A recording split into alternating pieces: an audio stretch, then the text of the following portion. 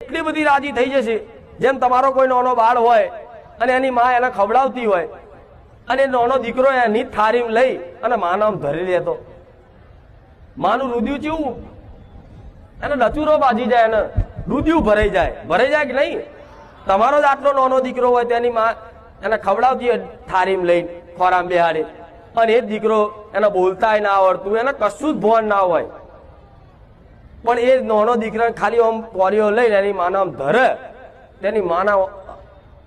આંખમાં છે ને હરખના આંસુ આવી જાય ને કાય મારો દીકરો જો